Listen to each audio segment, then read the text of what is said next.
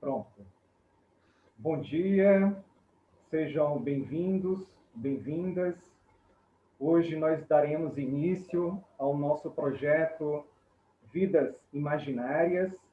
Eu me chamo Davi Pessoa e tenho aqui a companhia do Felipe Mansur. Nós somos professores do Instituto de Letras da UERJ e somos coordenadores de graduação do Instituto. E hoje nós daremos início ao projeto Vidas Imaginárias, que é um projeto, como o nome diz, é uma homenagem ao escritor Marcelo Schwab, que escreveu o livro Vidas Imaginárias, e como o próprio Borges dizia na apresentação ao livro desse escritor que ele admirava tanto, os protagonistas são reais, os feitos podem ser fabulosos e não poucas vezes fantásticos. Este livro, como vocês todos devem saber, foi de fundamental importância para o Borges em História Universal da Infâmia. E o projeto tem por objetivo convidar pesquisadores, pesquisadoras, escritores, escritoras, poetas, que fazem parte do universo das letras, mas que também são perpassados por muitos campos do saber, pela antropologia, filosofia, enfim, psicanálise e vice-versa. Nós temos também como desejo para esse projeto convidar pessoas de outros campos do saber, que não seja o das letras, mas que são também perpassados pelo universo heterogêneo das letras, pela literatura, pela teoria literária, pela linguística, pela análise do discurso e assim por diante, para que a gente possa criar um campo bastante amplo, disperso, diaspórico de pensamento. E hoje nós temos aqui o prazer, a honra, a alegria de termos o convidado para abrir o nosso projeto Vidas Imaginárias, o professor Edmilson Pereira, que é, de fato, uma grande alegria. Não é verdade, Felipe? Isso aí, Davi. Bom dia, Davi. Bom dia, Edmilson. Bom dia a todo mundo. Bom dia. Edmilson de Almeida Pereira é um dos poetas de maior produção e maior premiação da literatura brasileira contemporânea. Foi meu professor de literatura portuguesa na Federal de Juiz de Fora, é professor titular de lá. Tem mestrado em literatura portuguesa e ciência da religião pela UFJF e doutorado em comunicação e cultura pela UFRJ. Tem uma vasta produção acadêmica e uma produção literária de muito poder, de muita potência, e a gente está muito feliz de hoje de a gente poder iniciar esse projeto com uma figura tão importante na nossa área e uma pessoa tão acolhedora para esse primeiro dia de projeto. É isso, obrigado. Bom dia, Davi, bom dia, Felipe. Bom, eu só tenho que agradecer a vocês por tantas coisas boas, o convite, o encontro, com as palavras generosas, que a gente precisa fazer muito para merecê-las, e eu acho que é de uma importância crucial nesse momento a gente manter todos os nossos espaços de diálogo. Há razões históricas aí suficientes para mostrar que a gente vive um período de exceção, exceção em relação aos direitos da vida, aos direitos civis, aos nossos direitos políticos. Então, cada janela que nós abrimos, ela é importante para que a gente respire, mas também para que a gente continue a produzir consciência crítica para a reconstrução dos espaços reais de uma vida mais literalmente civilizada. A palavra hoje, para mim, que está muito em causa, é recuperar e atualizar o conceito de civilização. Mais do que nunca, a gente foi invadido aí por forças bárbaras, que no pior sentido que essa expressão pode ter, elas são atuantes e têm comprometido aí décadas, no caso do Brasil, de uma tentativa de equilibrar a nossa convivência social. Então, eu agradeço imensamente a vocês a oportunidade, me sinto entre amigos, isso facilita muito o debate, porque ele caminha, sobretudo, pelo viés da afetividade. Conhecimento e afetividade, ele se esgota em si mesmo. Então, é um prazer enorme estar com vocês. Muito obrigado pela gentileza. Imagina, Edmilson. Obrigado, agradecemos a ti. É um prazer muito grande termos você aqui para conversarmos sobre uma série de coisas que dizem respeito ao nosso presente, mas também ao nosso passado, que não cessa de passar nesse presente. E eu queria iniciar a nossa conversa com uma imagem que me é muito cara e que talvez também te seja, por uma série de questões que perpassam o teu pensamento, a tua poética, através do teu pensamento que diz respeito a esses processos diaspóricos, afrodiaspóricos, que tem a ver também com o cemitério marinho, e por aí vai. Tem um livro que eu gosto muito, do Herman Melville, o Moby Dick. E lá no Moby Dick, o capitão Ahab, em seu baleeiro, essa máquina de guerra, enquanto persegue a baleia, ele se dá conta de que ela é uma transcendência metafísica. E ele se dá conta de que se Deus fosse um animal, Deus seria uma baleia. Mas a baleia em si não sabe disso, mas ela emite uma voz muito potente. Então, justamente para pensarmos essa voz que vem das profundezas, nós sabemos que você tem uma relação muito profunda com comunicação e cultura, com ciência das religiões.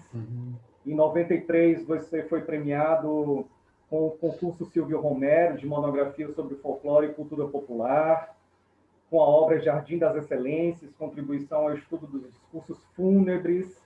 Em 94, você recebeu o prêmio João Ribeiro, da Academia Brasileira de Letras, pela publicação de Mundo Encaixado, Significação da Cultura Popular, em coautoria com a professora Núbia Pereira, da UFJF. Então, você tem aí um percurso muito vasto, né, que diz respeito à ciência das religiões, às culturas, à antropologia. Então, eu queria que você nos falasse um pouco do seu percurso de formação, que não está necessariamente centrado no universo das letras, porque completamente perpassado por esses outros campos do saber.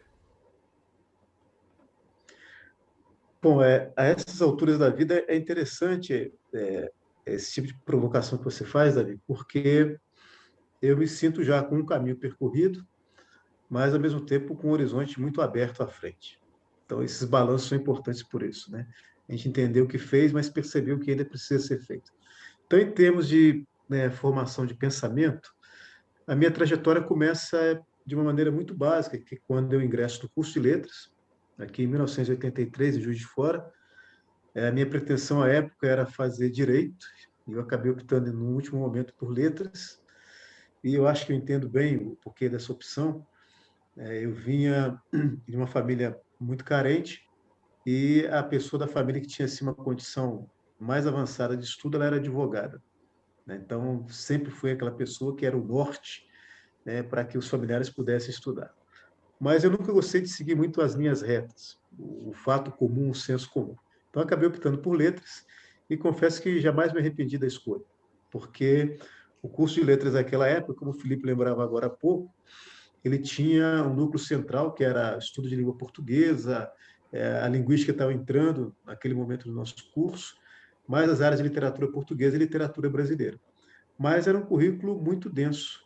Então, já na graduação, eu tive muito acesso à história da arte, sociologia da arte, curso introdutório de antropologia, uma formação simultânea, cujo objetivo para aquele modelo de currículo era formar um professor que tivesse um perfil para além da sua área inicial de formação. Um professor que atuasse na sala de aula, mas que tivesse, sobretudo, uma capacidade de construção interpretativa que o ajudasse nos trabalhos cotidianos de sala de aula. Então, para a época, era um currículo extenso e extremamente avançado. Então, a minha formação de base no curso de letras me deu essa condição já de início de começar a considerar a formação do pensamento a partir de diferentes tendências. Então, eu fiz uma graduação, né, que me deu uma área que é a área da minha paixão até hoje, que é a antropologia. Então, eu já estava lá na graduação, né? Eu acho que hoje os nossos currículos foram muito enxugados, né? Então, esse tipo de conhecimento você tem que buscar por conta própria, até em faculdades separadas. E aquele curso de 83, não. Nós tínhamos tudo isso num currículo da própria Faculdade de Letras. Contribuiu também para essa minha visão multifacetada do saber o fato de que o nosso curso de letras integrava uma faculdade que à época se chamava, né, Instituto de Ciências Humanas e de Letras. Então, nós tínhamos ao lado os cursos de História, de Geografia, de Sociologia, o que me dava desde cedo uma convivência com jovens colegas com os quais eu discutia temas da minha área, mas acabava por absorver as construções que eles faziam a partir da sociologia, da história, da área da ciência política, que era um tema que já circulava entre nós. Então, eu acabei me formando no curso de letras, na verdade, numa perspectiva plural. Plural. Tá? E eu gostei muito dessa lógica porque, como eu sou oriundo das culturas populares, eu venho de um bairro que, à época, não era ainda periferia, era um bairro de recorte rural, era um bairro, embora estivesse muito próximo da cidade, e tinha uma característica marcadamente rural. E nas culturas rurais, fato que depois eu fui conhecer de maneira mais objetiva, a inter-relação de saberes é algo cotidiano. Aquilo que muitas vezes, do ponto de vista erudito, a gente costumava chamar de confusão de informações, a lógica do pensamento rural, ela é, por natureza, plurifacetada.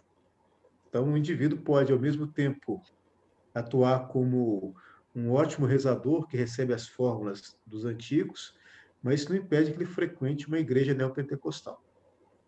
Ele constrói pontes para estabelecer essas contradições. Nada o impede de ser um sujeito que adora a terra, a natureza e as árvores e sinta uma atração profunda pela área urbana. Então, estou dando esses exemplos assim, só da experiência prática, é para dizer que, na verdade, os pensamentos rurais, das culturas rurais sempre se realizam na prática como fruto de uma percepção abstrata do mundo que ela é, por natureza, multifacetada. Não por acaso, acho que mais tarde a gente deve falar um pouco disso, o que mais me surpreendeu foi encontrar pessoas que, no meio rural, pela sua própria experiência de vida, já experimentavam aquilo que na academia nós chamamos de cultura interdisciplinar. Então, a interdisciplinaridade já é uma prática rural.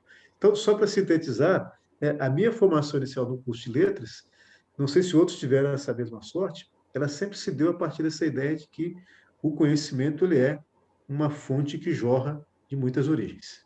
Tá? E eu fecho esse pequeno bloco nosso citando justamente uma pessoa das culturas populares com quem eu mais trabalhei, era um senhor chamado Nelson de Jacó, né? Nelson de Jacó, ele era violeiro, agricultor, mestre de folia de reis, rezador, e é uma frase dele que está num dos nossos livros de pesquisa e que eu uso muito como epígrafe da minha própria trajetória. E o Nelson afirmava, né?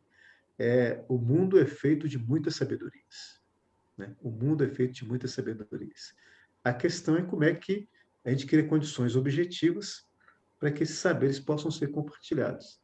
E a universidade, sobre esse aspecto, por maiores que sejam as críticas que se possa fazer a uma instituição, as instituições são passíveis de críticas, a universidade ainda é um repositório extraordinário dessa multidisciplinaridade. Maravilha. Muito, muito importante esse teu relato, porque diz muito do teu percurso heterogêneo de pensamento. Há muitos anos eu te acompanho, Edmilson, enquanto ensaísta, mas também enquanto poeta, e eu acho que as coisas se misturam em muitos momentos.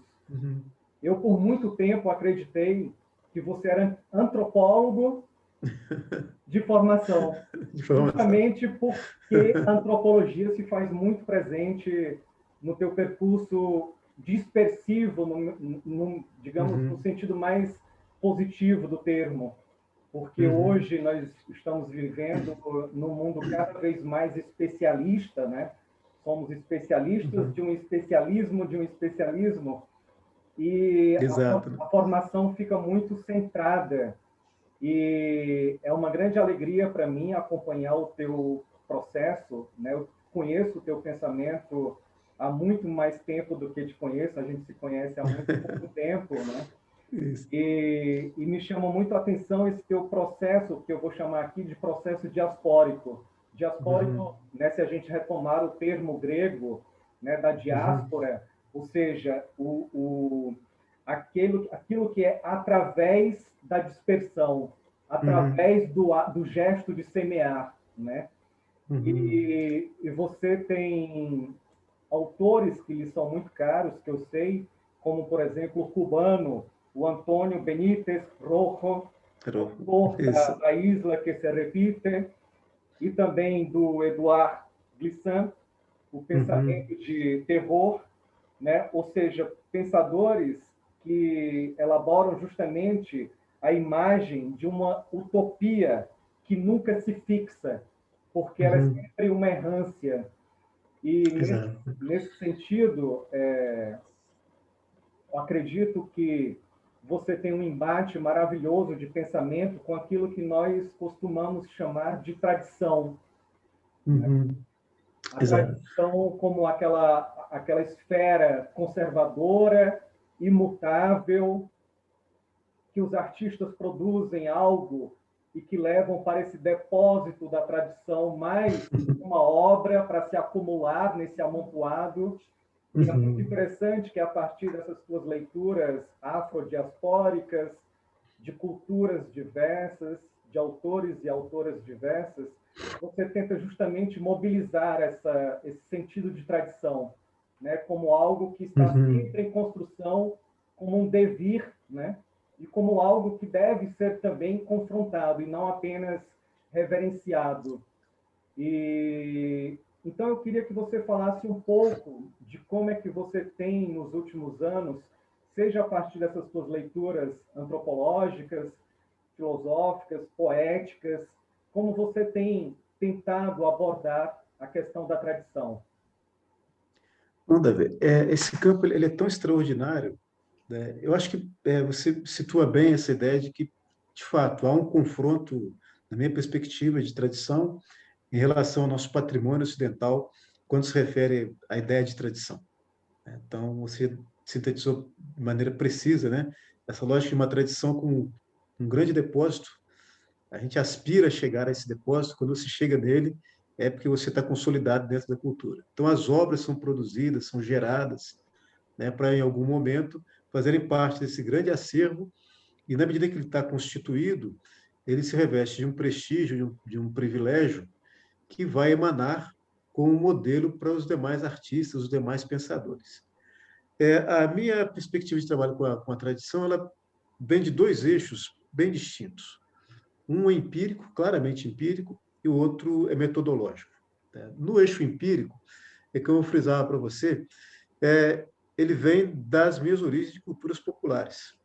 E eu acho que nós, no Brasil, afora os especialistas das áreas de culturas populares, aí desde os folcloristas até alguns sociólogos que mergulharam nessa área, nós temos ainda um mergulho muito raso nesse universo completamente múltiplo que são os saberes populares.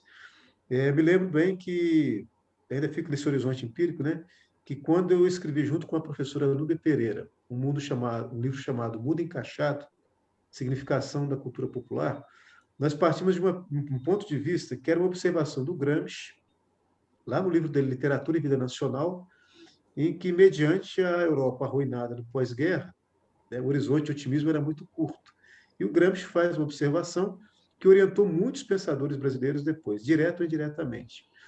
Quando ele comentava, né, e aqui eu cito de memória, que a cultura popular era esse aglomerado de coisas sem sentido que aleatoriamente se relacionavam ou não. Então, como se fosse uma grande coxa de retalhos. Uma grande coxa de retalhos. E a questão de ser coxa de retalhos se agravava pelo fato de ela não ter um sentido ou uma organicidade, para usar até um termo gramsciano. Faltava uma organicidade. Isso, de certo modo, né, ocupou o pensamento de gerações e gerações de sociólogos brasileiros.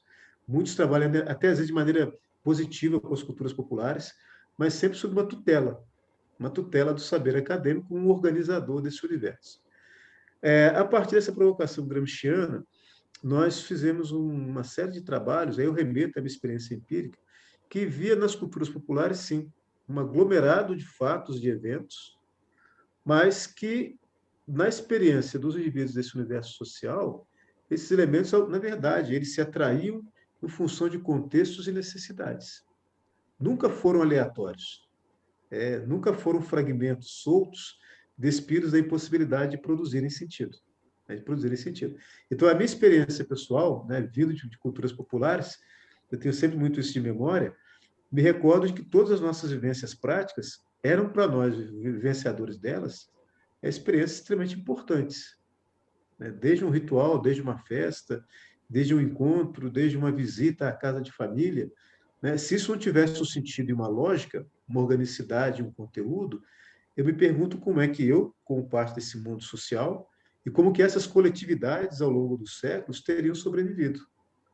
Até porque elas sempre encontraram maneiras não só de reagir às estruturas culturais impostas de fora, mas também de interagir com elas, de interagir. Tá?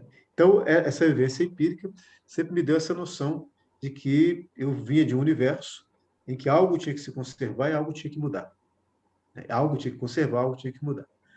Pois bem, passando agora para o recorte metodológico.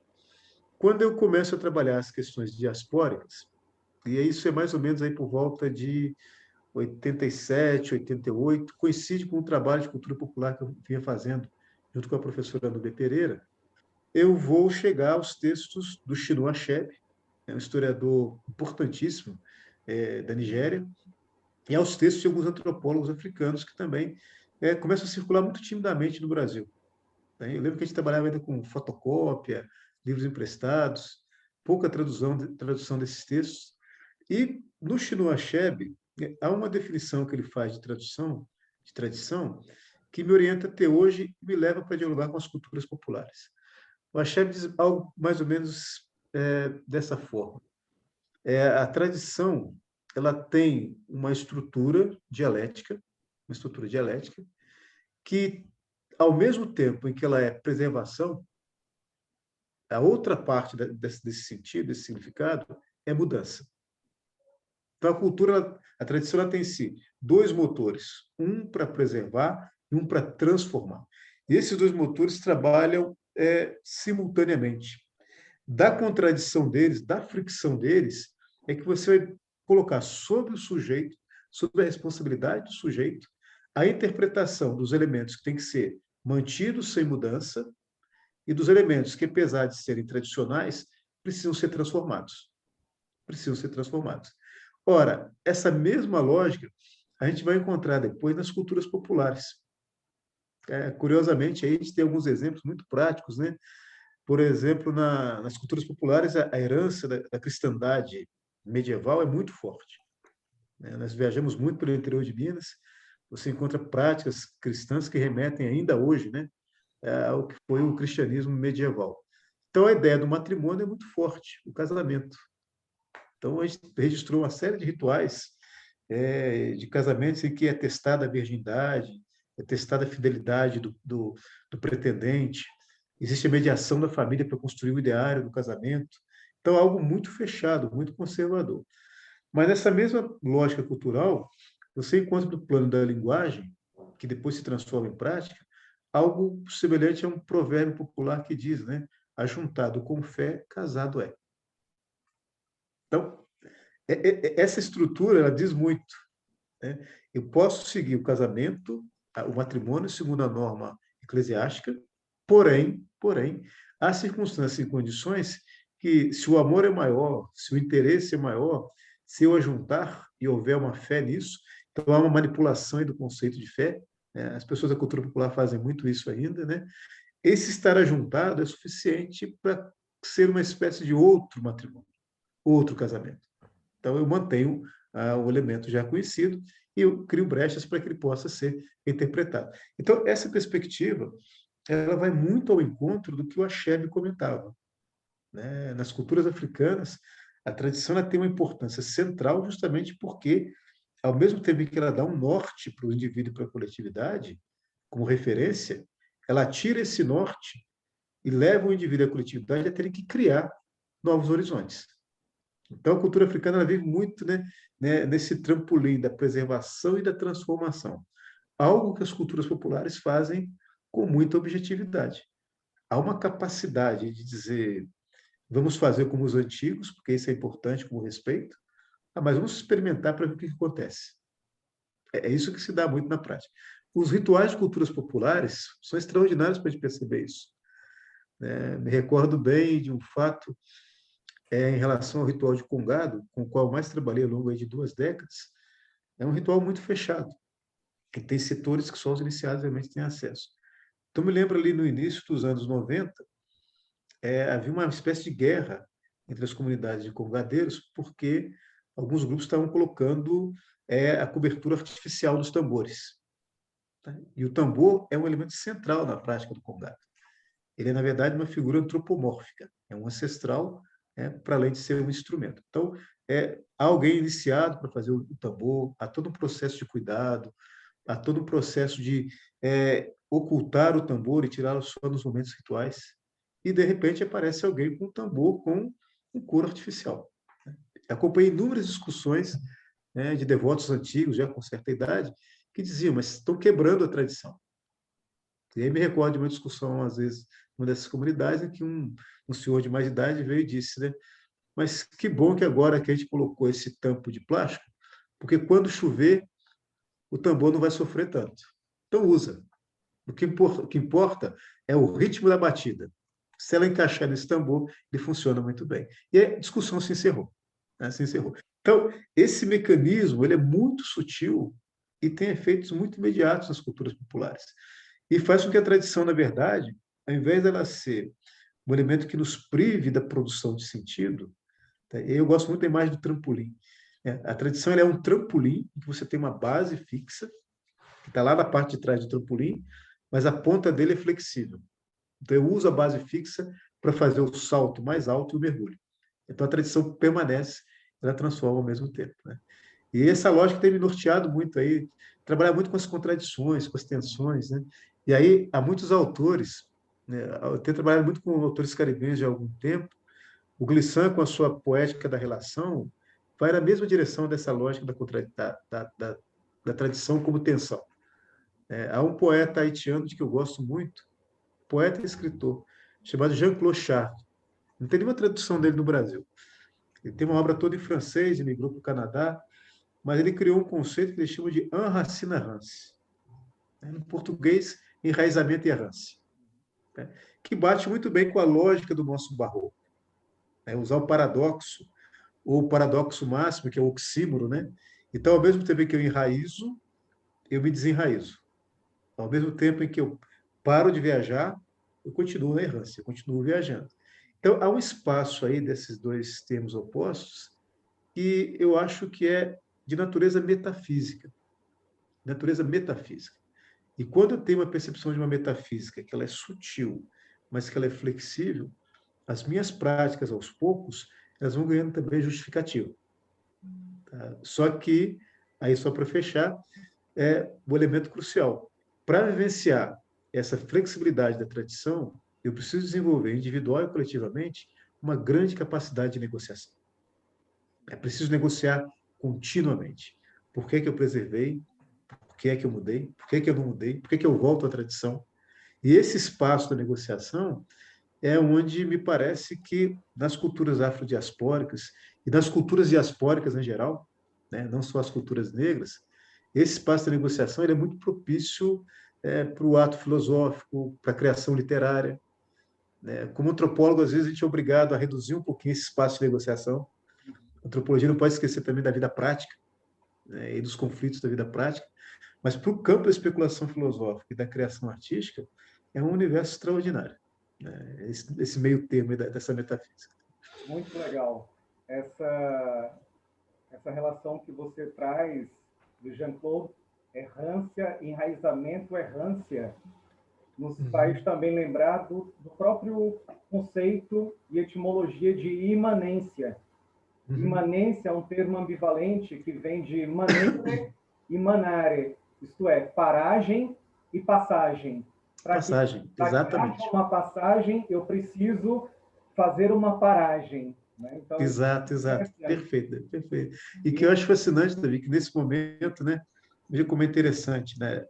Nós temos, no caso brasileiro, às vezes perdido um pouco de espaço quando a gente limita essas grandes discussões dos pensadores africanos ao campo da etnicidade, como de fato, né, um patrimônio africano, afrodiaspórico, mas para um mundo de mais diálogo, a gente precisa transcender, às vezes, isso que você vai encontrar em outros domínios culturais formas de pensamento muito semelhantes. E num mundo tão conflituoso como a gente vive, a nossa época é uma época de muito conflito, você construir essas pontes, essas parcerias de diálogo, significa colocar, às vezes, muito próximos, quem, na verdade, sofre com as grandes diferenças sociais, que são os grupos subalternos. A gente precisa criar essa fraternidade. E eu acho que a academia pode ser uma ponte importante. Né? Por mais ataques que ela sofra, ela é muito importante nesse aspecto. Né? Com certeza. Vou te fazer uma provocação e aí passo a bola para o Felipe. O Felipe ontem me enviou uma entrevista que você deu para a 451 e lá você diz a seguinte coisa: a publicação de O Ausente é minha estreia na prosa de ficção para o público adulto. Escrevo prosa ensaística e contos para o público infanto-juvenil há 3 décadas. Só me dediquei à escrita de O Ausente quando entendi que poderia distinguir bem a escrita ficcional do registro etnográfico. Nunca tive a intenção de reproduzir os fatos que presenciei na pesquisa de campo, mas de criar uma ambiência ficcional centrada numa relação experimental com a linguagem. Então, é muito interessante porque, ao mesmo tempo que você diz, entendi que poderia distinguir bem, você também diz, ao mesmo tempo, estou embaralhando agora as cartas. Porque apenas esse registro etnográfico não dá mais conta diante da complexidade que é o mundo. Então, eu achei isso maravilhoso, porque, obviamente, diz muito do teu percurso, que, a meu ver, é esse percurso heterogêneo, como você tem nos narrado aqui, e muito ambivalente, né? Ao contrário de tomar posição por uma parte ou outra, mas colocá-las em constante confronto para ver o que cintila a partir desse confronto. Né? É bom, Davi. Você tocou num ponto que, para mim, ele é muito importante também, porque eu penso muito nos elementos que a universidade me deu ao longo do tempo. Tá? Eu tenho uma dívida muito grande com o ensino público com a universidade, e há um termo que é bem conhecido de nós todos, que a universidade me deu na minha geração, que era a ideia de contexto. Contexto. Contexto, para mim, é uma palavra-chave. Eu procuro sempre atualizar o significado dela, mas entender que a gente não vive e não pensa fora de um contexto que, por sua vez, ele é fracionado em tantos outros contextos. Então, é uma ideia, de novo, né, que lembra a lógica da tradição. Você pode ter um grande contexto, pensar a partir dessa grande moldura, mas ele é formado por outros microcontextos que interagem simultaneamente. Então, a nossa vida, na verdade, é uma vida de inquietação. Você tem que interagir com esses microcontextos, com esse macrocontexto, e, na medida do possível, que é o meu desafio, buscar entre eles aquilo que eu chamo de relações de pertinência, mais do que relações de verdades absolutas. Isso para poder chegar nesse comentário que você fez a respeito da literatura. Porque nós que somos da área de literatura, a gente sabe bem que nós temos na literatura brasileira, sobretudo no campo da prosa, 2 rios muito largos, né, que são os rios da tradição romântica e da tradição realista e naturalista. Você pega aí o nosso romance do século XIX, né, e ainda uma boa parte do nosso romance do século XX, fórmulas que os românticos criaram e fórmulas que o realismo e o naturalismo introduziu, continuam muito vigorosas entre nós, com as suas qualidades e com os seus problemas, né, com o seu potencial criativo e com as suas limitações. O meu histórico de escrita, principalmente depois que eu comecei a pesquisa de campo, me deixou em determinado momento numa encruzilhada, porque eu poderia, por um lado, seguir o grande viés romântico de idealização desse patrimônio cultural que eu via de perto, com o qual eu convivi. Em determinado momento, eu fiz parte dele através de processos de iniciação. Então, esse é um capítulo que eu deixo sempre à parte do meu trabalho de pesquisa. Ao mesmo tempo, eu tinha minha própria herança de culturas populares. A memória, nesse momento, a memória de recorte romântico, me daria todo um elemento para poder traduzir isso numa narrativa, se não de todo idealizante, mas muito próximo daquela visão nostálgica de um mundo perdido. Tá? Por outro lado, eu poderia recusar esse viés, me entregar à lógica do narrador, do escritor documentarista, que deu para nós grandes livros. Ontem mesmo eu falava com os meus alunos sobre o Cortiço. É um livro que tem evidentes restrições, evidentes limitações, mas há propostas no cortiço que precisam ser, inclusive, retomadas, né? Eu vejo lá, por exemplo, um dos nossos primeiros romances que faz, dentro de uma esfera limitada, um estudo e uma análise muito interessante do modo como nós ocupamos nosso espaço urbano, né? Não por acaso a dicotomia cortiço-sobrado é predominante no livro. Chega a ser quase uma personagem, essa dicotomia. Então, é uma tradição vigorosa que vem dar em diversos dos nossos principais autores. O meu grande desafio sempre foi, então, não mergulhar em nenhum desses dois rios. Eu sei a força deles, mas eu não posso ignorá-los. Mas sempre tentei um caminho que, na verdade, eu vejo para mim hoje, é, de fato, um caminho muito mais próximo da narrativa surrealista, né, da forma de pensar o mundo surrealisticamente, do que romântica ou realista. Então, sob essa lógica do surrealismo, além do viés europeu importante, né, o surrealismo no qual eu me sinto mais representado é aquele que se desenvolve, sobretudo, com os autores antilianos. Vai passar por um Aimé Césaire, né? Recentemente, eu descobri uma série de escritos da esposa do Aimé Césaire, Suzanne Césaire, que tem um trabalho extraordinário, por razões aqui que não compete a gente discutir agora. Ela ficou muito à sombra, né, do pensamento do Césaire. Seria difícil, inclusive, conviver com ele, com a sua geração, uma geração luminosa desse processo de relação com o colonialismo, as discussões da liberdade de pensamento. Mas a Suzanne Césaire deixou, né, uma série de artigos em que ela cunha alguns termos, só para você ter uma ideia, de como que é interessante essa outra liberdade de criação que exige muito do criador, porque ele tem que fugir das evidências do realismo e do romantismo. Ela vai criar um termo, por exemplo, que ela chama de camuflagem. Você pensar a cultura como um grande exercício de camuflagem.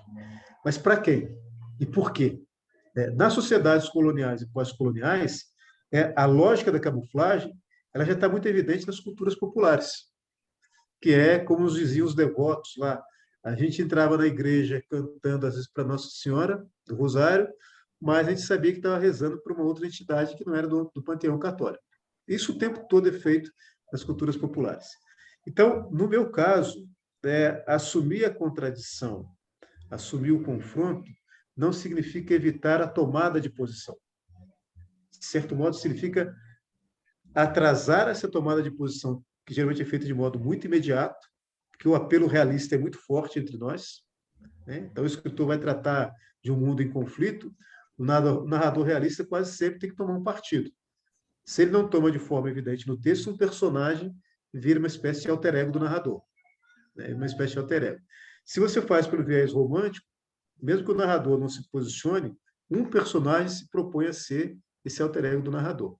Ora, nessa lógica do surrealismo expandido, o que você mais procura fazer, na verdade, é registrar esse território de abalos, de conflitos, de confrontos, e pedir, exigir em determinadas circunstâncias, que narradores, leitores e personagens desenvolvam sua responsabilidade para as opções que vão fazer.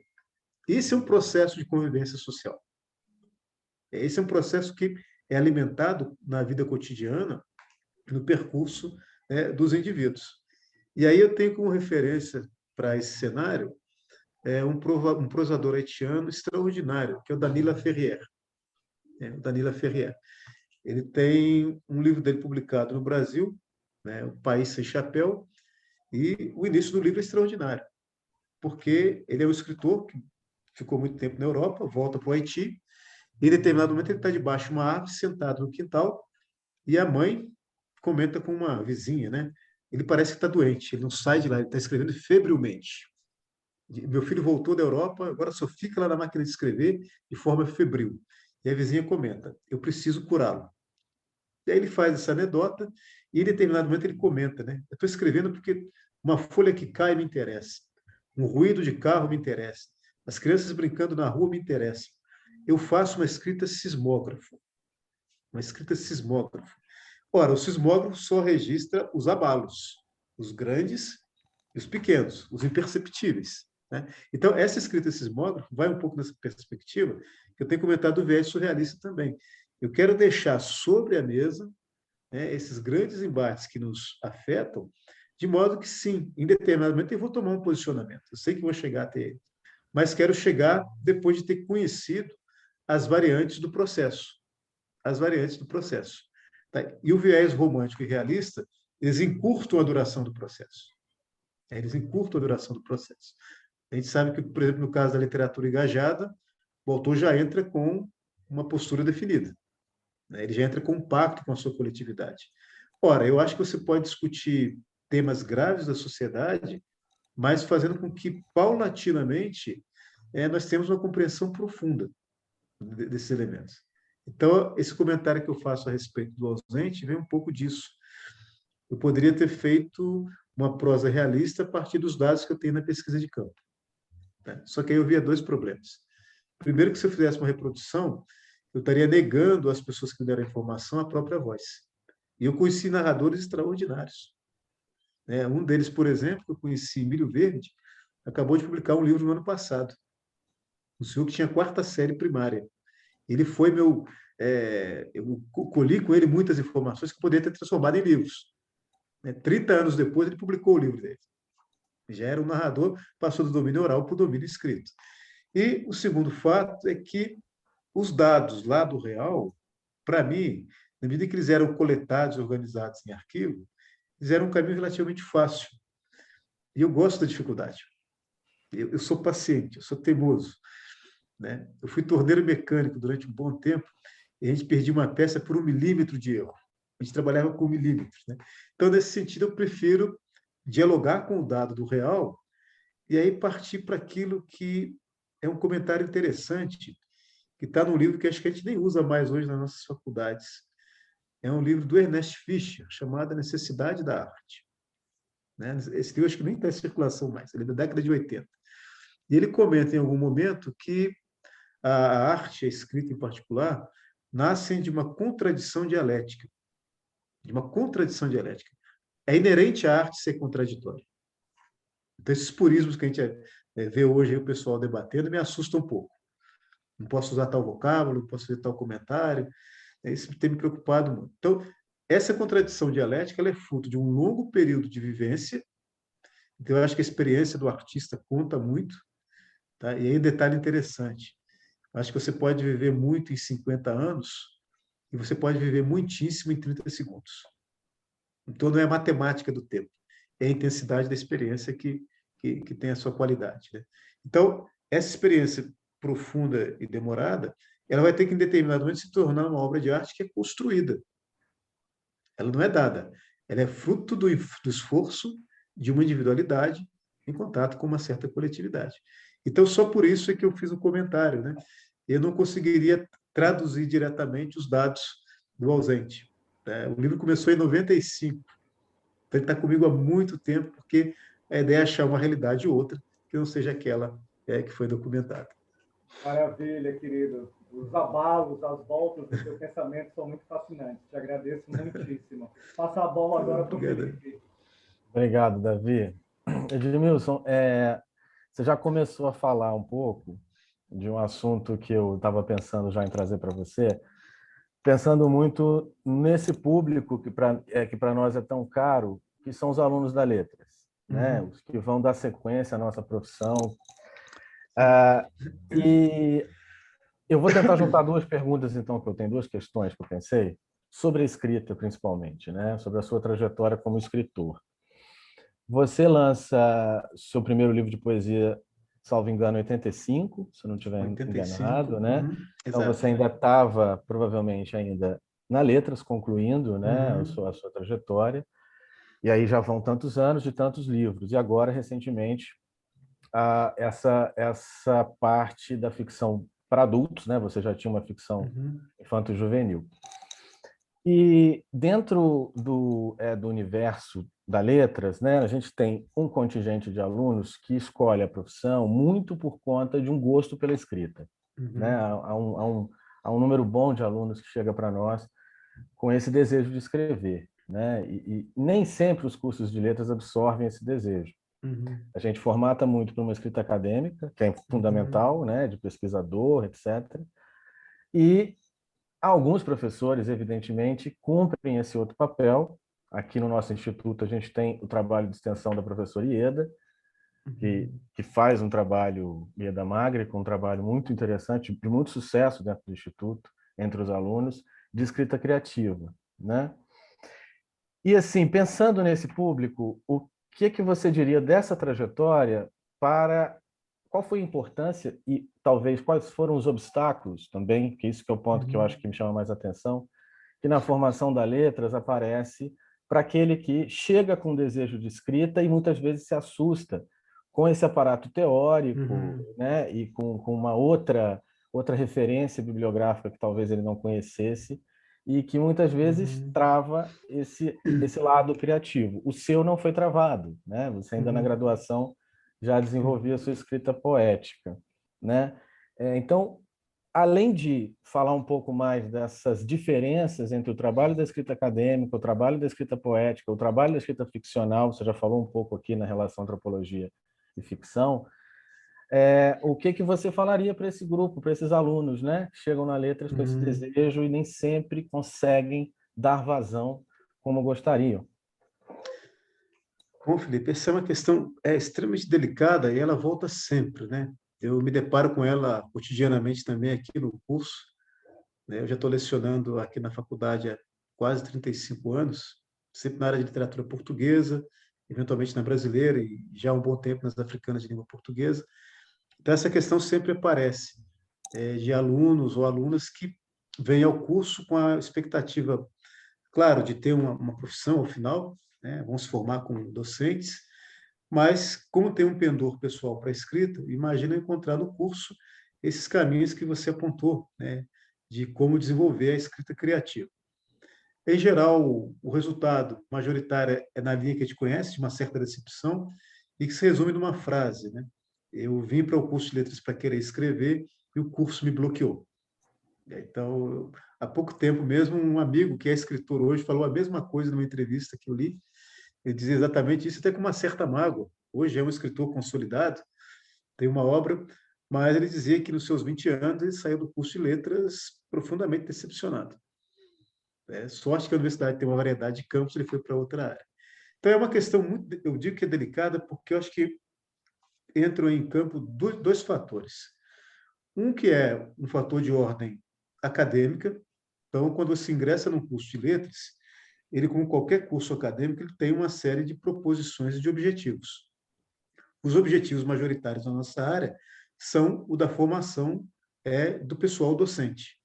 Então, você vai ter um domínio crítico da língua, um domínio distanciado, né, da própria literatura, você aprende mecanismos de interpretação, você vai se preparar, de certa maneira, para ser um grande mediador da língua e da literatura para um público que serão seus futuros alunos. Eu acho que quando a gente pega a abertura de todos os nossos cursos de letras, fica evidente essa proposta lá. Então, acho que quando a pessoa escolhe o curso de letras, tem que ficar muito atento a esse dado. Eu sei que é uma postura um pouco fria, eu até me desculpo, mas eu acho que ela é necessária. Há um grau de objetividade importante que, às vezes, acaba faltando, não para os jovens de hoje, mas para a minha geração foi a mesma coisa. Às vezes, você chegava para fazer o curso sem ter uma ideia do que ele era na verdade. Então, ainda hoje eu recebo lá na Letras, e na minha época muitos colegas meus fizeram, o que a gente chamava de dança das cadeiras. Você começava num curso, passava para outro, e tinha uma procura, tanto profissional quanto pessoal, que caminhavam para e passo. Então, essa situação se manteve. E aí eu acho que é sempre importante, na medida do possível, tentar ver o que é a proposição objetiva de cada curso. Ora, a partir disso, vem um segundo campo, que é quando a pessoa ao entrar no curso de letras, eu acho que ela tem que levar muito em conta a sua história pessoal. A história individual ela vai contar muito para a gente ter maior ou menor abertura, né, nesse processo de escrita criativa. No meu caso, à época, quando eu ingressei em 83, foi esse campo pessoal que me ajudou, né? O curso, como eu falei, era muito variado, muito diversificado, interdisciplinar, mas não tinha o campo da escrita criativa. Mas no meu percurso pessoal, eu tive uma sorte que eu acho que ela é realmente pessoal, logo que entrei na faculdade, havia uma efervescência cultural interessante que vinha dos DCS, né? Dos DCS da década de 80, eram muito ativos, por diversas razões, a política é uma delas, e os CEAs. Então, a partir dos CEAs, você tinha uma experiência que era fora da sala de aula, fora do curso regular. E no meu caso, eu falo sorte por quê?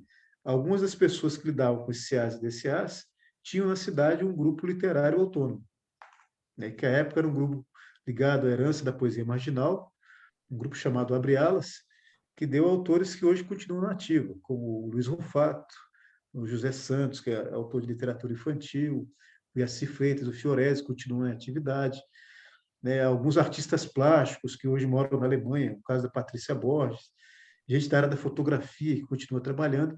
Então, esse campo de criatividade estava fora da universidade, mas tinha um link que eram os alunos que faziam comunicação, sociologia, e alguns faziam letras. Então, a minha trajetória pessoal me favoreceu muito, porque eu sempre gostei do campo teórico, da reflexão crítica distanciada, e gosto cada vez mais do campo criativo, do risco da invenção. Então, a minha história pessoal, nessa hora, de fato, me ajudou. Mas compreendo claramente que quando você não tem essa conjunção favorável de fatores, eu acho que a primeira coisa importante é tentar reverter essa ideia de que o curso de letras embota a criatividade. E tentar construir uma outra linha de pensamento. Eu me pergunto, por exemplo, claro, eu tenho que fazer uma prova, tenho que fazer um TCC, um estudo dirigido, isso vai ser convertido em nota. Mas, ao mesmo tempo, nos meus cursos, por indicação dos professores, das professoras, eu vou ler um Baudelaire, eu vou ler um Camões, eu vou ler um Homero, eu vou ler um Guimarães Rosa. Então, é tentar construir, pelo campo das obras criativas, né, o interesse pelo texto da invenção, e não pelo texto crítico-teórico, que, claro, em determinados momentos, ele é mais áspero. Mas ele é fundamental também para que você consiga compreender o campo da criação. Então, eu acho que nessa hora, aí vale muito a pena, sim, eu acho que o nosso papel de docentes ele é importante. A gente começar a mediar para desmontar esses termos que vão se tornando depois frases feitas. Tá? Eu conheço casos também de pessoas que entraram na letras para ser escritores, se decepcionaram porque o curso embotou a criatividade, mas depois se apaixonaram pelo curso, viraram escritores e viraram professores. Então, não é um fato único, um fato definitivo. Nós somos muito levados por essas expressões que se tornam senso comum depois. Né? Eu gosto de quebrar os blocos do senso comum. Porque, é claro, vem aquele momento também em que o percurso da escrita ele vai exigir individualmente algumas entregas e sacrifícios que são muito pessoais. Os escritores, a gente forma uma grande categoria, mas há escritores e escritores. Há particularidades. Então, acho que cada um, na medida que conseguir descobrir a sua capacidade de doar, de investigar, de se sacrificar, de se entregar ao processo criativo, eu acho que o curso de letras é o contrário. Ele pode se converter, de novo, né, numa excelente plataforma para você fincar os pés. Né, para você fincar os pés. Conhecer a tradição no sentido fixo dela, né, as obras que são realmente colunas, referências, conhecer essas novas tradições que vão se construindo e, acima de tudo, algo que me parece fundamental, entender a relevância dos processos de linguagem.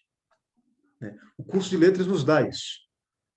Pode ser no estudo linguístico mais árido, né? Como eu tenho colegas que estudam há 2 décadas a aplicação do quê, né? A aplicação do quê, as funções do quê. Então, é um estudo muito pontual, né? Muito árido. A gente costuma até, às vezes, se divertir porque a gente da literatura produz 5 páginas no piscar de olhos. Isso para produzir uma lauda sobre as funções do quê, aquele é um longo período. Então, são técnicas diferentes para objetivos diferentes. E eu acho que quando você aprende a lidar com mais de uma técnica, mesmo que você não goste, você está se, como se pode dizer, né? Você está se investindo de ferramentas que vão ser úteis em algum momento. Né? E eu acho que o escritor, quanto mais ferramentas ele tem de pensamento e de escrita, ele tem mais chances de construir algo peculiar. Penso muito a respeito do Guimarães, né? O que fez com as línguas. Né? O Davi, que é da área das línguas estrangeiras, ele sabe o que é dominar 2, 3 línguas. O que isso nos dá como potencial de escrita e de formulação do pensamento. Então, eu acho que talvez a ideia que me ocorra hoje seja trabalhar não no sentido, né, de iludir as pessoas de que vão entrar no curso de letras e vão se tornar escritores. Isso não. Acho que não nos compete vender esse tipo de ilusão. mas eu acho que nos compete, sim, discutir que um curso, dentro da sua formalidade, do seu rigor, pode oferecer ferramentas que vão valer muito depois para o sujeito que pretende ser autor, né? E ele vai ter que combinar isso com suas experiências pessoais também, como eu frisava antes. Eu acho hoje, às vezes, algumas oficinas de escrita criativa mais enrijecidas do que o nosso curso de letras. Eu acompanho muitas programações, eu me interesso muito por isso, né? Eu gosto muito da metacrítica. Então, eu vejo as emendas das oficinas, eu acompanho algumas pelas redes, eu vejo as proposições, eu comento, tem hora que me parecem mais enrijecidas, vão desestimular mais o escritor do que torná-lo um escritor. Por quê? Muitas acabam se resumindo a pequenos truques de escrita. Pequenos truques de escrita. E a escrita, às vezes, voltando aqui ao Fischer, ela está muito embebida da vida ainda. E a vida é incerta. Às vezes eu tenho a ferramenta para escrever, mas o conteúdo da vida não quer aquela ferramenta. E vou ter que construir a ferramenta da escrita. Eu penso aqui no Joyce, lá quando escreveu Finnegan's Wake. Nenhuma oficina de literatura daria para ele aquelas ferramentas. Ele teve que construir uma ferramenta própria. Perfeito. Pegando a sua última produção ficcional é Fronte, né, das que foram lançadas, certo? Isso. Enfim, tem uma frase, tem uma passagem nela, que eu queria começar com ela agora, que é a seguinte: vive-se no limite da exigência quando tudo o que se tem é a própria vida. Essa é uma passagem, acho que o narrador diz. A gente está, como a gente começou a nossa fala aqui hoje, né, lembrando também desse momento difícil, impossível de sair do nosso horizonte, a nossa realidade, que todos passamos, né? Essa situação que todo mundo está inserido, tão difícil. E dentro do universo da letras também há talvez outra questão, que não é exatamente dos nossos alunos, talvez muito mais do senso comum, né? A de que estamos fechados nos livros. O mundo está acontecendo e nós na nossa biblioteca, né? Você aqui já falou um pouco disso, do seu trabalho com antropologia, com a relação com a formação, com o trabalho de ficção, que essas coisas nunca estão separadas, né? Mas uma das motivações, inclusive, desse projeto aqui que eu e o Davi estamos montando, executando, é a ideia de que nesse momento tão triste, tão trágico, que a gente tenha força, que a gente tenha algum impulso. Com certeza.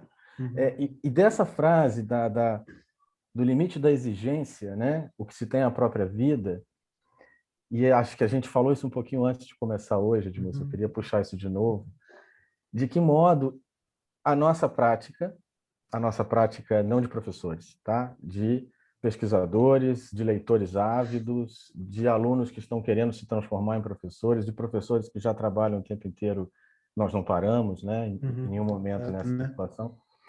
Como é que você enxerga a nossa atividade como um instrumento político nesse momento que a gente está vivendo? Olha, Felipe, o fato de que a nossa profissão, a nossa área, né, o nosso entorno, né, docentes, estudantes, pesquisadores, sofrer tantas retaliações, e não é só no Brasil, o nosso caso é o mais evidente, é uma excrescência, né? Esses ataques tão brutais quanto à nossa área de ação e quanto a nós individualmente também, demonstram exatamente a relevância do papel que nós temos. Fôssemos uma categoria que tivesse pouco empenho na compreensão do mundo, fosse uma categoria que interviesse pouco na lógica social, nós não seríamos sequer lembrados.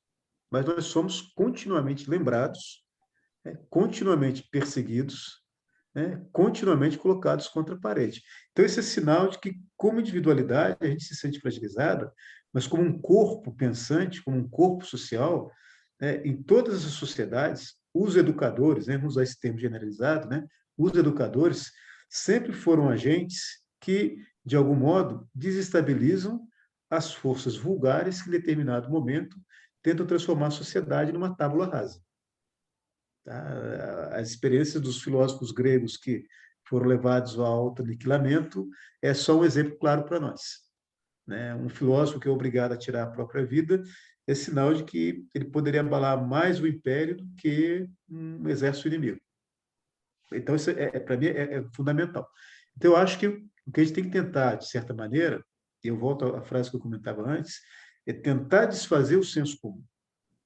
Quem trabalha na área da educação, quem trabalha na área da construção do pensamento, eu acho que, a despeito de qualquer dificuldade, não pode se contentar com o senso comum. Talvez seja o nosso grande e maior desafio. E aqui eu me lembro muito de um antropólogo americano, do qual eu gosto muito, que é o Clifford Geertz. Ele tem uma proposta interessante sobre o que é o senso comum. Tá? E é uma proposição que ele faz que vai, de novo, na linha inicial da nossa conversa sobre a tradição. Eu gosto sempre de puxar essa definição dele, por quê? Ele detecta no senso comum duas forças simultâneas e tensionadas. O senso comum como um elemento conservador, o senso comum como uma verdade dada, né? O senso comum como aquilo que é inquestionável. Então, professores não prestam, professores não ensinam, professores corrompem. Essas informações que têm circulado, sobretudo, e não é de hoje, desde sempre. O professor é o perigo, esse é o senso comum. Mas o Goethe fala do outro ponto do senso comum, é que ele diz o seguinte: como o senso comum ele dá na coletividade o direito de cada um tecer um comentário sobre os fatos, né? Então, no senso comum, cada um de nós fala uma coisa. Tá? Então, o senso comum, na verdade, ele tem um lado dele que é dialético. Ele tem múltiplas vertentes. Ele tem várias possibilidades de construção. Se nós pegarmos esse lado dialético do senso comum, nós vamos ter uma teia de narrativas que neutraliza ou relativiza o seu lado conservador. Então, nós poderíamos construir uma outra expressão do senso comum dialético dizendo: não, a sociedade não se move sem a pertença da mesma sociedade à convivência com os educadores. A sociedade não sai do domínio de barbárie que se encontra se os educadores não forem mobilizados, se os educadores não forem ouvidos, na hora de nós pensarmos soluções para essa mesma sociedade. Nós, educadores, e nós temos uma formação que ela é interdisciplinar, nós somos, na verdade, um grande repositório fixo e móvel de conhecimentos, que outras profissões talvez não tenham. Um professor, nós sabemos muito bem, até de novo no senso comum, a gente diz, o professor é pai, ele é educador, ele é conselheiro psicológico, ele é agente de emprego, ele é aquele que faz vaquinha no colégio para ajudar um aluno necessitado. Dependendo das condições em que a gente esteja trabalhando, um professor desde sempre é uma figura múltipla, plural. Então, por questão até de sobrevivência, aquele limite da urgência que fala o personagem do livro, um educador é sempre alguém que aprende, diante das ruínas, a mobilizar as forças de reconstrução. E veja como que isso é forte. Por quê? Quando a gente fala em situações trágicas de guerra, vejam quais são os prédios públicos bombardeados. Escolas, hospitais, os eixos da vida, da produção do pensamento e da garantia da saúde física. Então, isso só é, na verdade, do meu ponto de vista, uma visão especular que mostra o quanto que nós somos fundamentais. Tá? E não é produzir esse pensamento numa lógica que hoje me desagrada um pouco, que é o da representatividade quase mercantil. A partir de agora, nós vamos levantar uma hashtag professores salvam o país. Não. Isso é uma lógica utilitarista do capitalismo. Eu acho que é algo mais profundo. O educador, o professor, a professora, só são perseguidos em ordens sociais porque, sem esses educadores, essas ordens sociais não se sustentam. Nós estamos vendo agora o Brasil. Outro dia eu vi um relatório muito otimista do nosso Ministério da Educação, dizendo que nós teríamos retrocedido 4 anos por conta da epidemia e das crianças, dos alunos terem ficado em casa. Realmente eles são muito otimistas em falar em 4 anos. A nossa atividade limitada, na minha visão muito otimista, vai nos colocar uma década atrás. Uma visão muito otimista. Porque a convivência no ambiente escolar, no trajeto casa-escola, na proposição de atividades, na discussão sobre temas variados, faz com que nós, professores, sejamos verdadeiramente aquilo que o Davi comentava, figuras imanentes. Nós marcamos pontes e ajudamos as pessoas a seguirem adiante. Ou ao passado, se for necessário. Então, eu sempre comento muito com os meus alunos e alunos aqui da Faculdade de Letras, né? Por azar ou por sorte, aí cada um vai interpretar depois, o nosso momento histórico colocou sobre as nossas costas uma grande responsabilidade, além daquela que nós já temos. Só que, lamentavelmente, nós não temos que esperar das autoridades do momento esse reconhecimento. Nós vamos ter que construí-lo como categoria. Daí, de novo, né? Os movimentos coletivos, a gente vai ter que recuperá-los assim que seja possível. Enquanto isso não dá na prática, por conta do confinamento, eu acho que aí sim, essa ideia de voltar aos vivos como figuras vivas, bibliotecas como centros vivos, não como lugares mofados e fechados, né? Onde nós nos escondemos do mundo, ao contrário. O nosso pensamento hoje, as nossas bibliotecas, os nossos livros, são verdadeiras esponjas, né? Nós estamos absorvendo o que de melhor e de pior acontece no mundo hoje. E estamos refletindo. Com todas as restrições que tem a comunicação à distância, né? Imagine a ausência desses meios hoje. Nós estaríamos numa condição muito mais precária. Então, a gente consegue debater, consegue construir, o que eu acho importante, né? Um termo que eu acho que temos que recuperar. Eu falei isso mais de um encontro. A gente tem que recuperar a lógica da fraternidade, a fraternidade nas diferentes dimensões, e nós, como categorias, temos que ser uma categoria fraterna como educadores, fraternos como escritores, escritoras, poetas, tá? Porque é nessa perspectiva que você consegue, minimamente, dizer que o futuro não existe. O futuro é construído. E ele começa agora. Então, se eu erro o alicerce de agora, o futuro está comprometido. Né? O futuro está comprometido. Então, como nunca, nós continuamos indispensáveis. Indispensáveis. Né? Perfeito. Davi, queria acrescentar alguma coisa? Claro. Poxa, brigadíssimo, Felipe, Edmilson. Vocês focaram em tantas coisas que nos são caras e importantes. O Raul Antelo, em uma ocasião, durante uma conferência na Unirio, ele falou algo que eu jamais esqueci. Ele disse: a democracia está sempre onde ela falta. E é lá que a gente se encontra. Porque ela é sempre um processo em construção, ela jamais é algo dado, nos dado.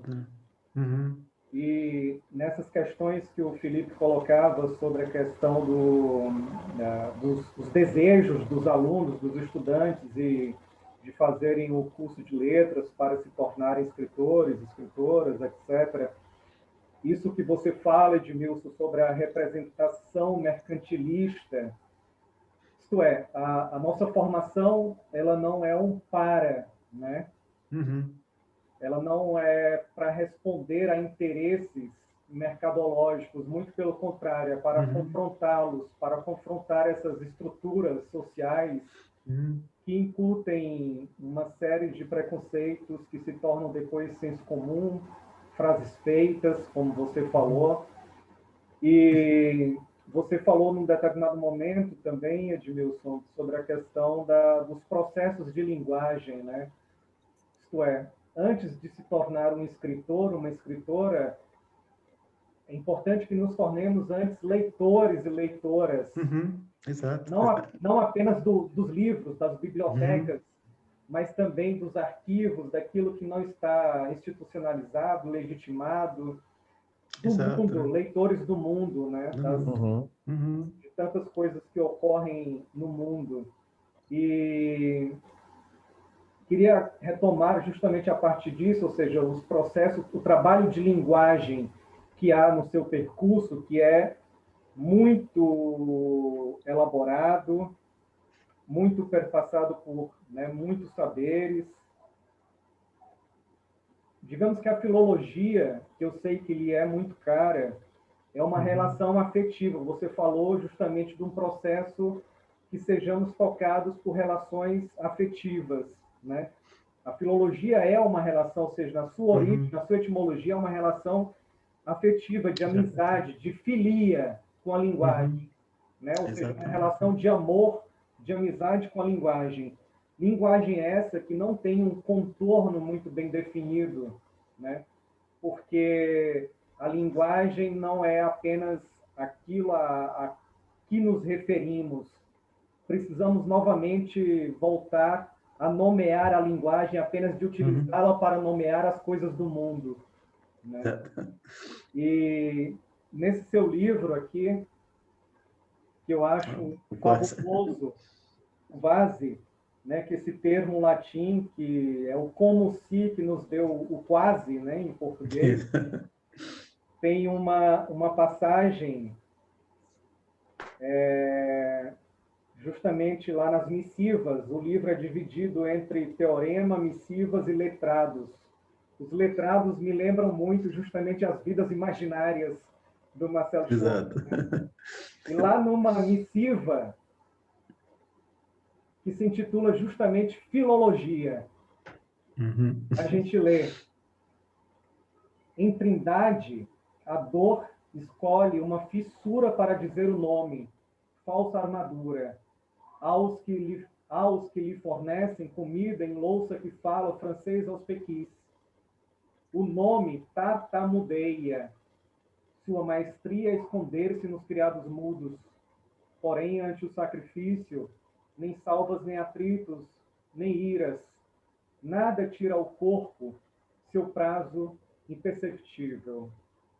Então, é um livro que me é muito caro, me é muito querido, justamente porque, assim como em vários dos seus trabalhos, você tem uma relação de muita amizade, de muito amor com a linguagem, ou diria até mais, as linguagens. Então, eu queria que você falasse um pouquinho apenas do seu trabalho de linguagem, né? Com o universo poético sendo mobilizado aí por essas inúmeras geologias, abalos sísmicos, geógrafos, que você nos contou até então. Bom, Davi, você já me deu a pista para comentar, né? A respeito desse tema com a linguagem, e vou ter que fazer uma antologia algum dia sobre as coisas que eu já falei, porque eu acho que a cada momento eu falo de um modo diferente, porque os contextos, as provocações vão justamente ao encontro disso que eu chamo, na falta de um termo melhor, eu guardo isso para mim, eu chamo da minha teoria da linguagem. Eu acho que cada escritor, escritora, no seu percurso, em determinado momento, ele cria suas teorias da linguagem. Alguns explicitam no próprio texto. Você pega lá o Grande Sertão, está cheio de alusões ao processo da escrita, da não escrita. Né? Você vai no Machado, não faltam referências, né, ao modo como a linguagem funciona ou deixa de funcionar. E há autores que depois vão em notações à parte, mais teóricas, e tentam descrever esse processo. Eu estou no momento limiar. Né? Muito do que o meu processo de linguagem está nos textos de criação. Então, esse poema que você acabou de ler é uma teoria sobre como a linguagem funciona. E há alguns textos, de fato, mais objetivos, mais científicos, que eu estou tentando discutir isso. Mas o que eu sempre tomo como referência é a ideia de pensar a linguagem, primeiro, numa dimensão plural. Então, eu não sou poeta especificamente da língua escrita, embora a minha obra percorra todo esse caminho da escrita. Há outros autores que enveredaram pelo caminho da performance, tem que te dar mais elementos físicos, visuais, corporais do uso. Mas eu, dentro da linguagem escrita, eu vejo nela uma pluralidade de potencialidades, dentro da própria escrita, nos seus limites. Seja na forma como ela é apresentada, mas, sobretudo, e que é o campo que mais me atrai da escrita, que é o da produção de sentidos. Da produção de sentidos. Me agrada muito um jogo tenso, de você ter uma escrita que seja ao mesmo tempo. Né? Eu gosto de pegar a imagem de uma flor. Né? Você tem o talo, a escrita está lá, mas à medida que a flor se abre, né, outras nuances vêm. A cor, a forma muda, o perfume. Então, a minha linguagem ela é essa, ela é escrita, só que, ao mesmo tempo, ela vai tendo inflorescências, sobretudo no campo do significado. Por que o campo do significado me interessa tanto? Aí é uma opção realmente que, com o tempo, ela se tornou racional, se tornou objetiva. Historicamente, eu sei que eu pertenço a uma categoria social que, por injunções históricas, perdeu, num passado, sua condição de humanidade. Fala aqui de maneira objetiva do grande processo da escravização, a base desse capitalismo moderno. Isso é uma história cujos capítulos não foram fechados ainda. Não foram fechados. Eu sempre bato na tecla de que o Brasil ainda não discutiu 1/10 do que deveria discutir sobre a questão da escravização. Então, há outros desdobramentos profundos. Então, na medida que você tem consciência dessa história, você pertence a um grupo que perdeu a condição de humanidade. E uma das piores coisas quando você perde a condição de humanidade é o direito de comunicação, né? O direito de uso da linguagem, de uso da linguagem. Isso, no caso da escravização no Brasil, está determinado em leis, né? Os escravizados chegavam, eram obrigados a abandonar a língua de origem, ia ter que aprender uma outra língua. Então, reparem que é uma experiência de dor aí, né? Eu perdi algo, mas eu também ganhei algo, ainda que forçadamente, dentro do processo da violência. Ao mesmo tempo, vinham as ações físicas do Estado colonial português, depois do próprio Império Brasileiro, que impunha castigos sobre os escravizados que tinham muito a ver com a linguagem, né? Semana passada mesmo eu gravei um depoimento para um pequeno blog de história, aliás, de literatura de São Paulo, e eu me lembrava exatamente disso, né? Uma das formas mais cruéis de castigo físico era o corte da língua, né? Ou na sua integridade, ou uma parte da língua. Havia o castigo cruel de cortar a ponta da língua, né? Porque com a pontinha da língua, você não tira toda a capacidade de fala, mas você restringe a pronúncia de certos sons, de certos enunciados.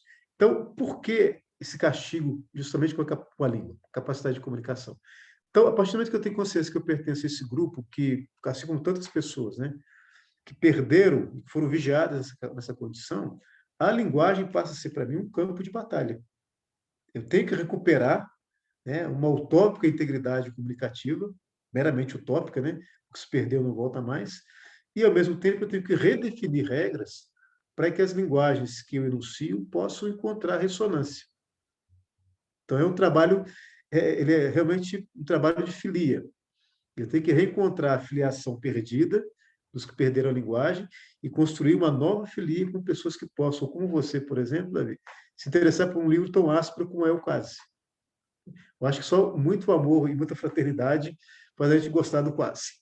Ele foi feito de propósito para ser um livro de luta com o leitor, né? Nesse momento de luta com a linguagem. Então, dentro da linguagem escrita, né, onde eu me limito mais, a minha preocupação é muito essa, entender quais são as violências sociais e estéticas que são impostas sobre o uso da linguagem, mas também as capacidades e competências que o escritor e a escritora têm, não só de restaurar, mas também de criar novas potências de comunicação na linguagem escrita.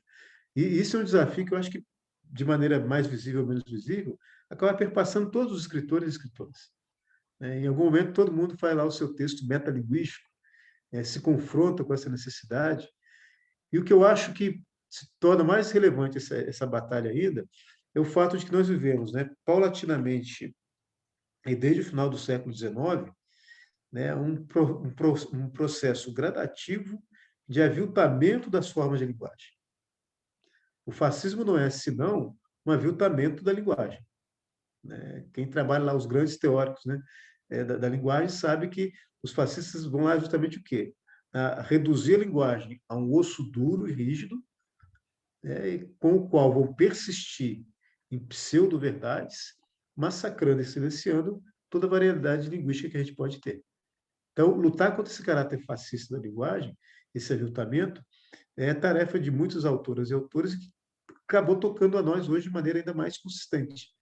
Eu acho que escrever hoje no mundo contemporâneo, escrever num país como o Brasil, é, antes de tudo, lidar com o aviltamento da linguagem.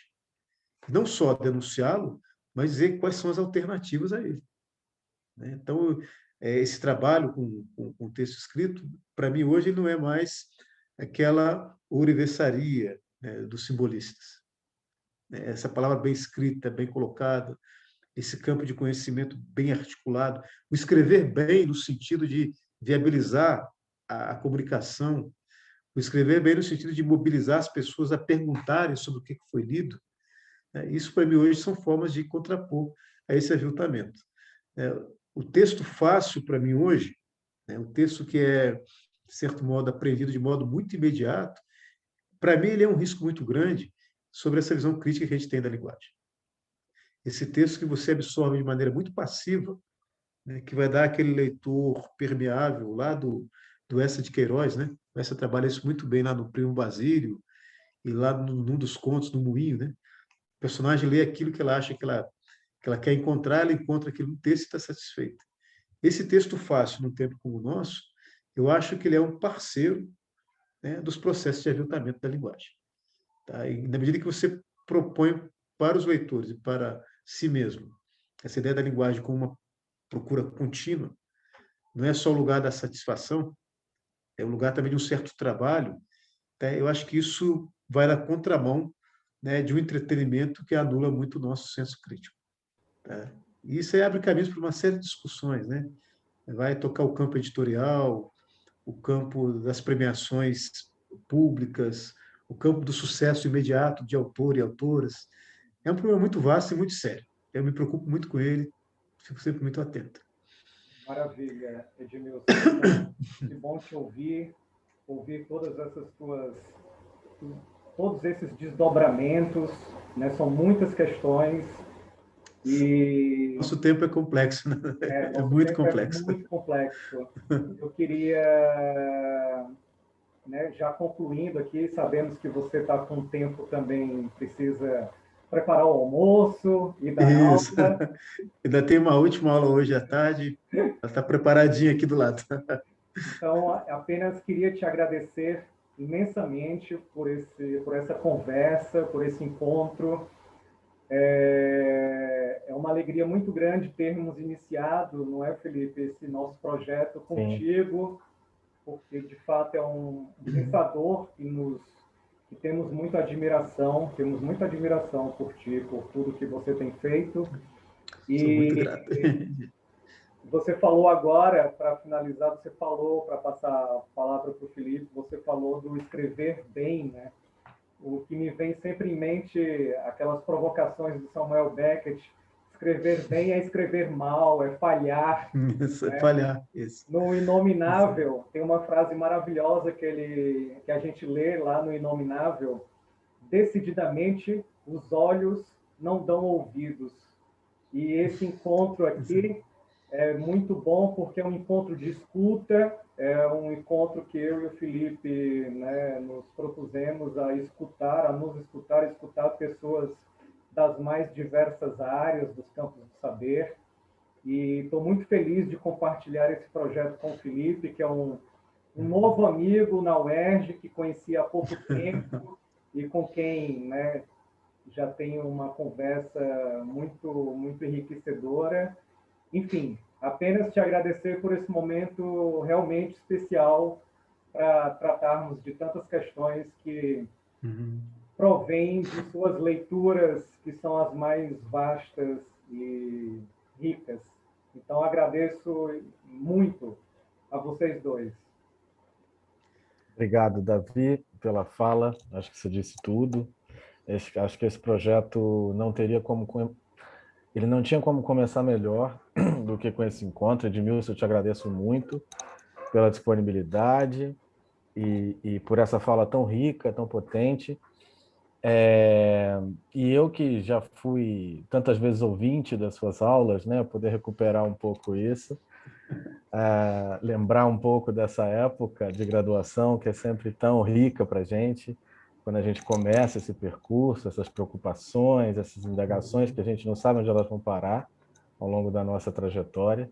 Então, eu quero agradecer muito a sua presença, a sua disponibilidade, e ao Davi também pela parceria.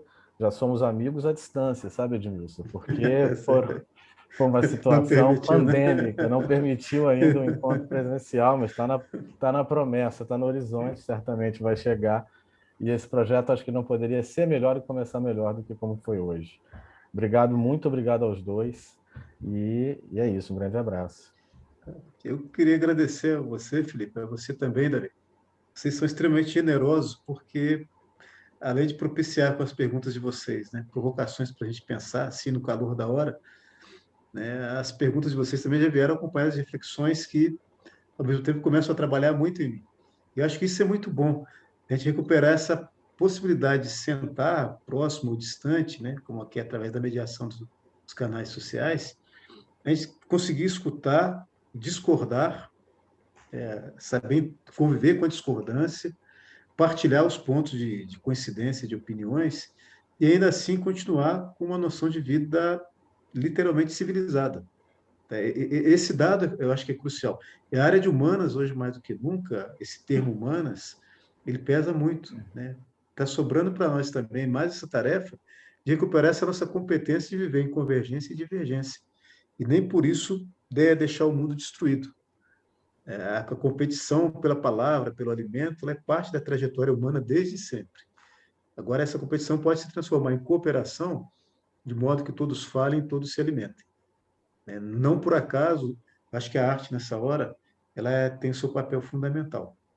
Tá? Ela nasce sempre de experiências muito difíceis, muito dolorosas, e essa partilha pública que se dá, mesmo que seja uma conversa mais fechada como a nossa, ou depois em sala de aula, né, nos ambientes de trabalho, de família, essa ideia de civilidade, de convivência, ela é a nossa garantia de dar um passo adiante, porque os nossos retrocessos começaram muito quando a gente foi perdendo ou fragilizando esses laços aí de convivência. Então, eu só tenho que agradecer muito a vocês que, mais do que perguntas, fizeram comentários muito bons e que facilitaram muito aí os meus exercícios mentais.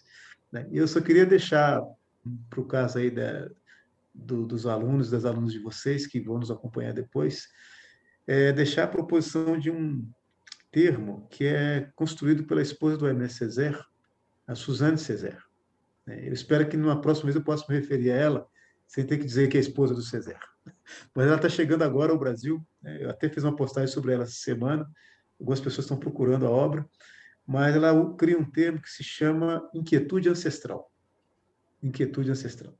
Eu acho que, para nós, como pessoas, mesmo que estejamos fora do mundo acadêmico, essa ideia de inquietude, não com sofrimento, mas inquietude com curiosidade, com vontade de checar para entender os acontecimentos, é uma experiência muito necessária.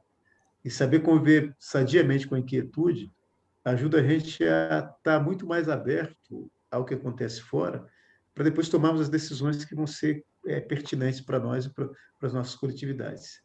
Então, muitos ancestrais tiveram inquietude, por isso que permaneceram aqui. E a gente precisa ser ancestral para alguém no futuro. Então, acho que a inquietude é importante para nós. Tá? Muito obrigado a vocês aí.